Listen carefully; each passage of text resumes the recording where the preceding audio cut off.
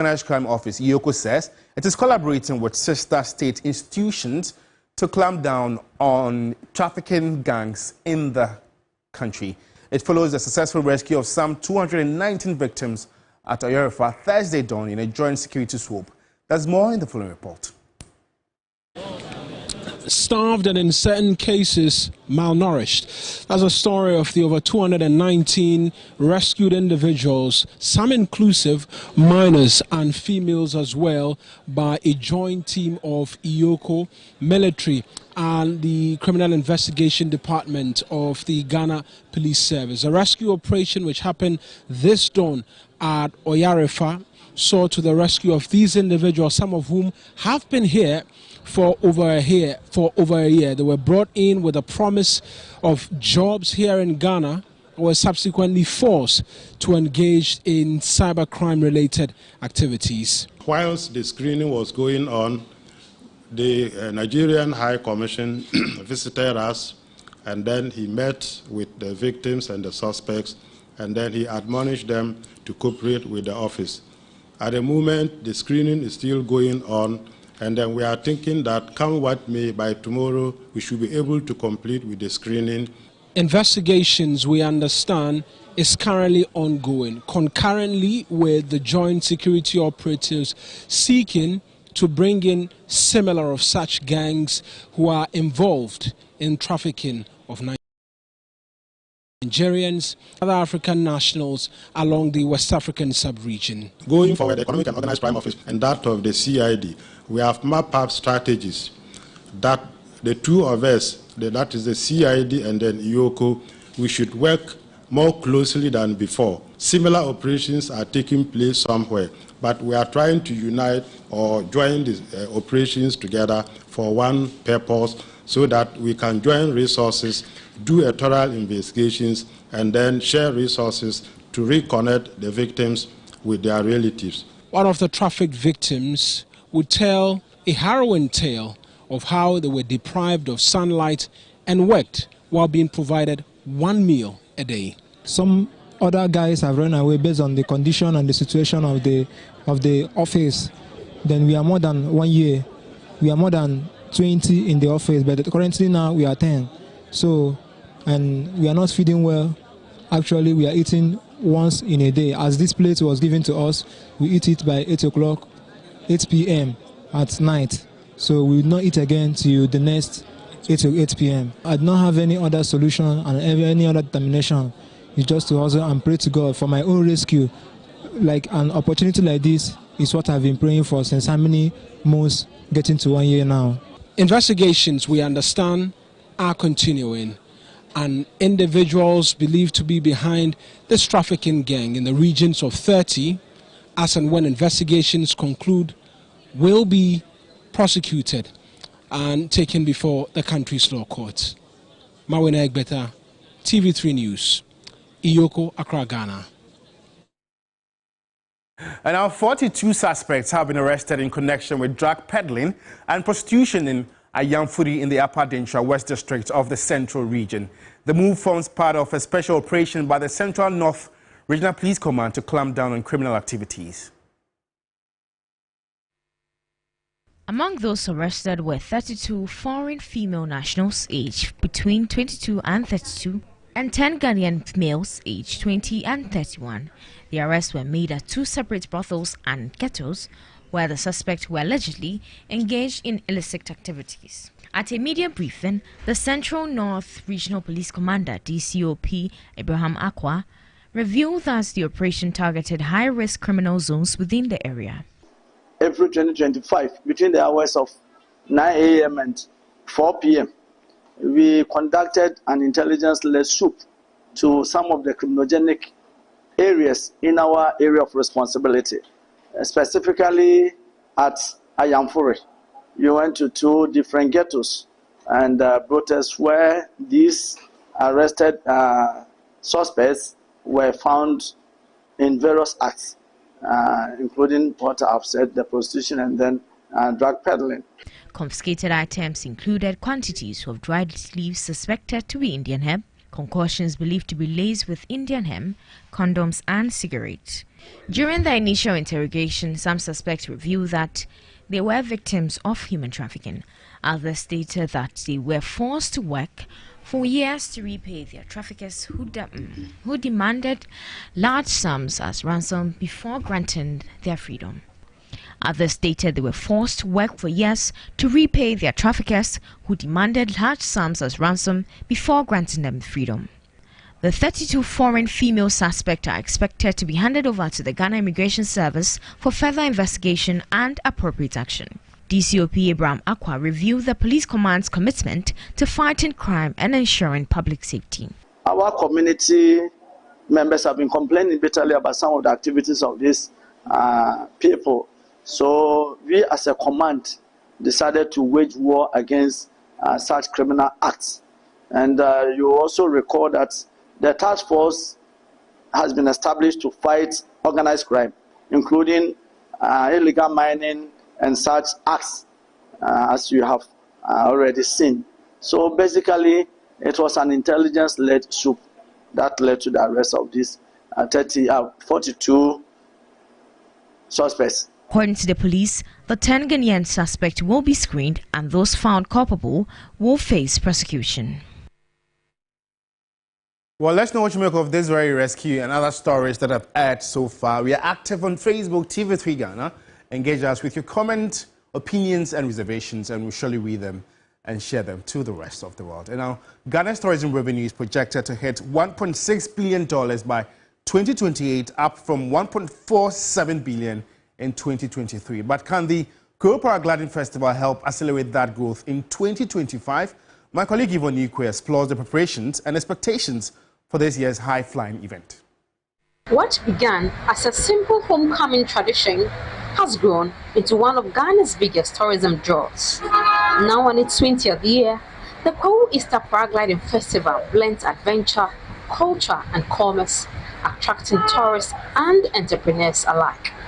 For first-time flyers, it is a chance to conquer fear and touch the skies. Oh, a free Ashanti region. If you buy and buy, I had some way paragliding waha, and then they say, oh, yeah, Bahan money about how it has a fat here, and I start up on a sunny call with me also, and went to Bahan one day. My first time I made Bahan. So, me Nick courage now made me cry their tribe in mean to me, Derby. But I would love to try one day. Local businesses are counting on the festivities to boost sales despite ongoing economic uncertainties. Oh, I'm going dear, I know Quasam Yamianim. Made the 300 naba, Lansono, Omuguso, Sadia, Ebessa, and price so and you cosina bende. Bibia niwa, a yabasabasa, what sao maimu. It's a strap to 40 say.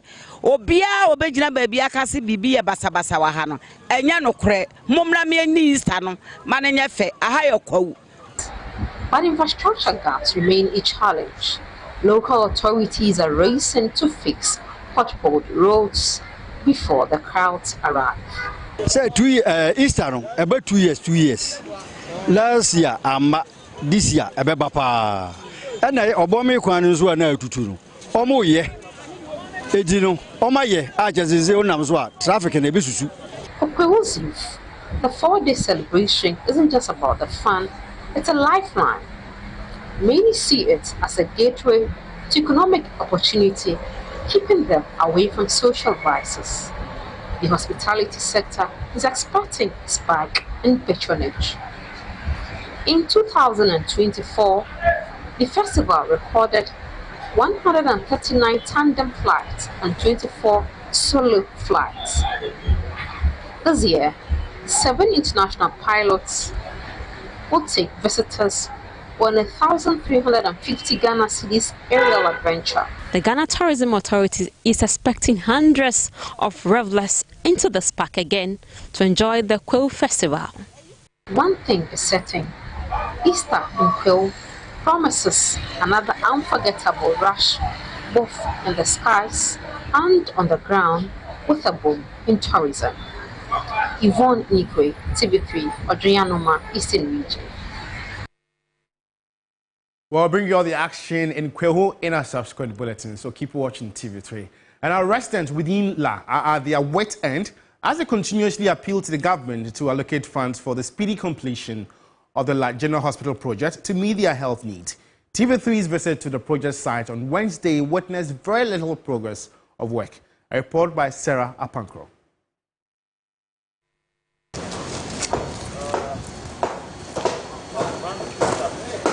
Promises made to complete the La General Hospital by government is beginning to sound like a cliche as residents hit their wits' end with frustration on the slow pace of work on the project. The reconstruction of the hospital has lingered since 2020 after the old facility was demolished, and it appears there is no hope in sight for its completion.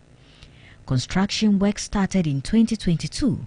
But due to funding deficit, the project is moving at a very slow pace, making residents more anxious of their fate in seeking medical care within their vicinity. The last time the news team visited was on February 7. It's been months since we last visited the La General Hospital project site, and as you can see, work is not so impressive. This is the current status of the ground floor and OPD. The staff accommodation block is almost completed, while work slowly progressing on the first floor of the project. There was no official on site to speak to the current status of the project, but residents allege the contractor is yet to be paid after raising an interim payment certificate. Very frustrated because I don't go to hospital at any places. I just take medication. But if this place is supposed to be done now, I would probably have been here to maybe do checkup or something like that. Say the economy too slow. Sisi kamba the initial kamba niebe to me account susuni senka. Ombo modian baby a obenya skeni bibia no na. Ompe non fan complete my. Achepa ache. It's been too long. They should just complete it for us. We plead with the government. Meanwhile, all efforts to get the sector ministry to speak on the issue, as well as other concerned stakeholders, is yet to yield any result. Residents are anxious. They are still calling on the government to ensure the project is completed in due time to serve their health needs. Sarah Apenkro, TV3 News, La General Hospital Redevelopment Project Site, Accra. Let's still stay on health. Ensuring patient compliance of medication remains a challenge in Ghana as some end up abusing the drugs. For this reason, the Mampon Center for Plant Medicine Research has completed a month hands-on training for herbal practitioners on solid dosage forms of herbal preparations at Mampon, Ikrapin. The center aims to empower herbalists to adopt modern manufacturing practices that align with global standards and regulatory requirements. For this reason, the center undertook a specialized training program aimed at equipping herbal practitioners with the technical skills required for the production of solid dosage forms of herbal medicines. 200 herbalists participated in the month-long exercise. Dr. Kofi Donko, the head of research and innovation at the Center for Plant Medicine, addressed the media. You say you should take 2 spoons. Somebody's tablespoon is somebody else's teaspoon or somebody else's ladle and all that. So measurement becomes a problem, especially in our part of the world. Measurement becomes a problem. So patient compliance when it comes to liquid dosage forms is problematic. Assistant Coordinator for the Ghana Skills Development Projects, Dr. Doris Komado, said the project has succeeded in transferring the skills to the herbalists to enhance quality. They have been very responsive and shown that they could now transform most of their dosage forms, which are normally liquids, into solids and do it in a standard way to help improve the quality of their products and so to also help patients' usage and compliance. Meanwhile, Eastern Regional Chairman of the Ghana National Association of Traditional Healers, Nanasika Ansaba, said the project has been beneficial.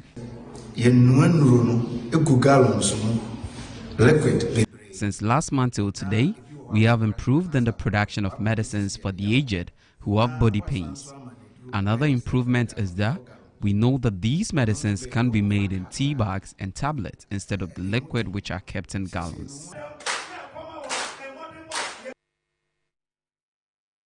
Well, and that's how we end the morning news. For more news updates, you'd want to log on to our website, s3news.com. Also follow us on Instagram, TV3.gh. And may the death of Christ bring us lasting peace, joy, and prosperity in all our endeavors. Happy Easter, and make sure you stay out of trouble. My name is Josh Queenan. Thanks for watching. It's always a pleasure coming your way. Good morning.